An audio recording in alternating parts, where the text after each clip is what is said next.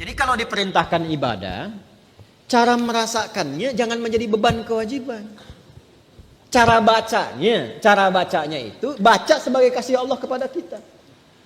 Kalau menjadi beban, nanti berat menerimanya, malas menunaikannya. Contoh kalau kita sedikit ingin detilkan misalnya, ya, wa'budu rabbakum, ibadah kepada Rabbmu. Kita bertanya, ya Allah bagaimana caranya?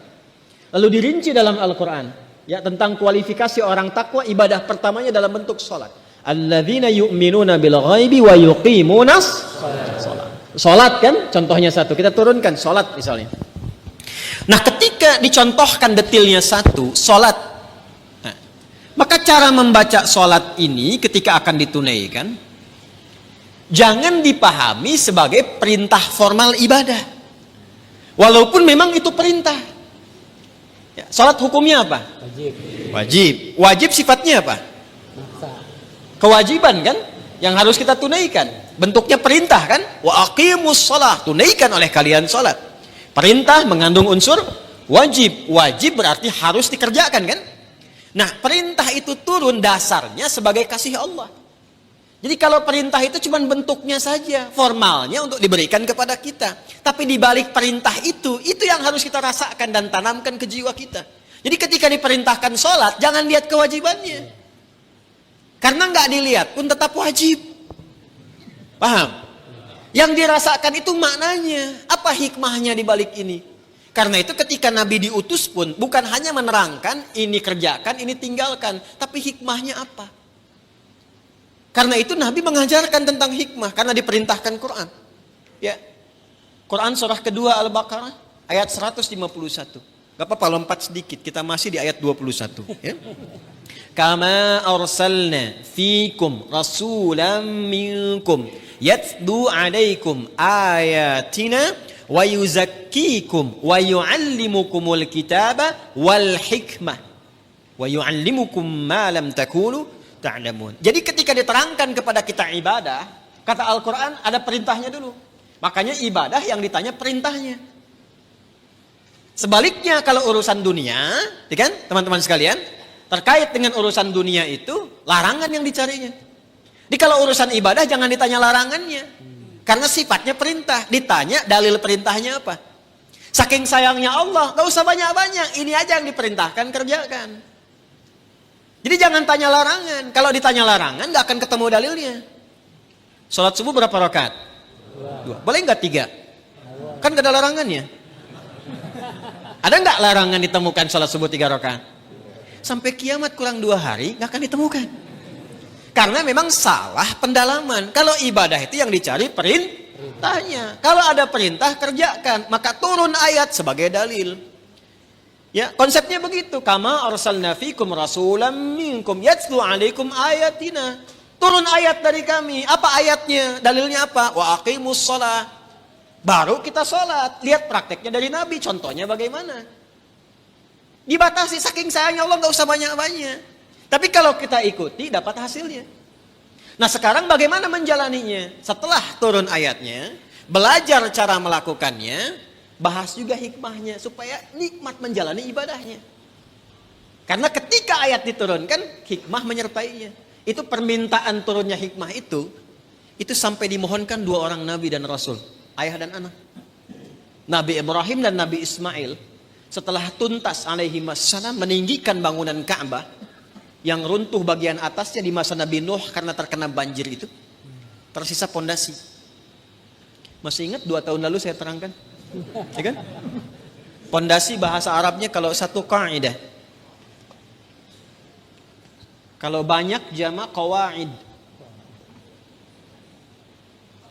Meninggikan bahasa Arabnya rafa'a yarfa'u. Ya. Yarfa'u. Ka'bah itu pertama kali ditetapkan oleh Allah sebagai kiblat manusia disebut bait. Inna awwala baitin wudi'a lin-nas, bait. Di Ali Imran ayat 96 itu. Di era Nabi Nuh alaihissalam terkena bagian banjir atasnya, tersisa pondasinya. Ka'bah ada berapa titiknya? 4 ya, kurang lebih gitu kan. Berarti setidaknya pondasinya ada berapa sudut? 4 bagian. Kalau 4 jama' atau tunggal? Jama'. Berarti harus bentuknya qawaid. Meninggikan tadi apa? Yarfa. Apa yang ditinggikan? Bait. Buka Al-Baqarah ayat 127. Paling kiri sebelah atas di mushaf. Wa idh yarfa'u Ibrahimul qawa'ida minal baiti wa Ismailu. Ada ayatnya? Wa idh yarfa'u Ibrahimul qawa'id minal bait wa Ismailu. Dan ketika Ibrahim alaihissalam meninggikan bangunan Ka'bah itu, pondasi Ka'bah itu ditinggikan kembali, disertai oleh Ismail. Ada takdim wa ta'khir. Kenapa Ismailnya diakhirkan? Ini kalau katanya menyatu bersamaan, Allah bisa katakan begini, misal di luar Quran ya, wa idh yarfa'u Ibrahimu wa Ismailu. Tapi di sini Ismailnya di akhir. Wa idh yarfa'u Ibrahimul qawa'ida minal baiti wa Ismail. Kalau keduanya subjeknya disatukan, itu pekerjaannya sama bobotnya. Tapi kalau yang satu diawalkan, yang satu diakhirkan, maka yang diakhirkan itu bantu-bantu saja. Makanya tugas awalnya untuk Nabi Ibrahim. Nabi Ibrahim ketika melangkahkan kaki pertama untuk membangun sesuatu, langkah untuk menunjukkan kemuliaan membangun sesuatu, itu makam namanya. Makanya tapaknya makam Ibrahim itu kan ada ya. Ya, kekinian itu lokasinya. Nah, di situ pertama kali itu menapak untuk meninggikan kembali. Begitu kemudian mau membangun, meninggikan, anak datang. Nanti saya rinci saat Idul Adha. Datang merasakan beban ayah. Itu tidak mudah menemukan anak yang ketika ayahnya kerja, merasakan itu ingin bantu. Itu nggak mudah. Bagaimana bisa begitu? Nanti pas khutbah Idul Adha saya terangkan. Singkatnya datang bawa batu. Batu bahasa Arabnya itu hajar. Ya. Kalau disusun-susun jadi satu bagian disebut hijr. Kalau menjadi ruangan disebut hujrah. Maka datang bawa batu disusun-susun itu. Nah, bagian itulah yang disebut dengan hijr Ismail sekarang. Asalnya begitu. Nah, secara singkatnya ketika sudah jadi bangunannya itu berdoalah kepada Allah. Di antara doanya itu yang ayat 129. 129-nya. Rabbana wab'ats fihim rasulam minhum yatlu alaihim ayatika wa yu'allimuhumul kitaba wal hikmah wa yuzakkihim innaka antal azizul hakim. Ya Allah, mohon ya Allah, nanti utus Rasul yang terakhir itu, Rasul yang paling terakhir. Karena Rasul ini yang paling mulia. Ya, nanti setiap Nabi dan Rasul, nanti ketika masuk ke ayatnya kita akan bacakan. Itu semua Nabi dan Rasul bisa bertugas setelah mengambil komitmen perjanjian dengan Allah akan membantu risalah Nabi Muhammad SAW. Jadi risalah Nabi Muhammad itu sudah diviralkan di zaman setiap Rasul sebelum kedatangan Nabinya. Ya. Wa idh akhadallahu mitsaqan nabiyyina lama ataitukum min kitabin wa hikmatin thumma ja'akum rasulun musaddiqun lima ma'akum la tu'minunna bihi wa la tansurunna qala aqrartum wa akhadhtum 'ala dhalikum isri qalu aqrarna qala fashhadu wa ana ma'akum asyahidin wa ana ma'akum minasyahidin. Jadi enggak mungkin ada rasul bertugas kecuali dalam tugas itu ada komitmen untuk membantu, menerangkan dan menguatkan risalah Nabi Muhammad SAW yang akan bertugas kemudian. Nabi Ibrahim, Nabi Ismail, itu keduanya bermohon, ya Allah, karena ini Rasul yang paling mulia, maka mohon ya Allah lahirnya dekat tempat yang paling mulia. Mana tempat yang paling mulia di bumi? Ka'bah. Di Makkah Al-Mukarramah. Karena itu satu-satunya Nabi yang lahir dekat Ka'bah itu cuma Nabi Muhammad SAW. Nabi Ismail dimakamkannya dekat situ, yang dekat sumur Zam-Zam itu. Ya. Tapi yang lahir di situ hanya Nabi Muhammad SAW. Yang sekarang jadi tempat maktabah qadimah itu. Ya, perpustakaan itu, ya. Cuma sengaja disamarkan supaya menunjukkan kepada masyarakat itu, ya, tentang situs-situs yang benar tapi tidak digunakan sebagai bagian dari penyembahan. Kadang nyampe sana ada yang salah kiblat. Gitu. Salatnya ngadep ke situ, makanya dituliskan di situ pakai gambar-gambar dicoret begini. Nanti yang umrah saya terangkan beberapa bagiannya di mana lokasinya. Ya, nanti ada di situ dekat rumah Abu Jahal, ada di situ. Ya. Rumah Sayyidah Khadijah. Nah, di tempat Nabi lahir itu ada keterangan di tembok sama gambar. Yang sujud dicoret, kan? Yang bawa macam-macam dicoret. Itu dituliskan pakai bahasa Arab, bahasa Inggris, bahasa Urdu, dan bahasa Indonesia. Artinya ada orang Indonesia yang ke situ juga salah kiblat. Dan jarak Nabi Muhammad SAW ke Nabi Ismail, Nabi Ibrahim itu bisa 29 sampai 30 generasi. Setiap generasinya bisa bertahun-tahun.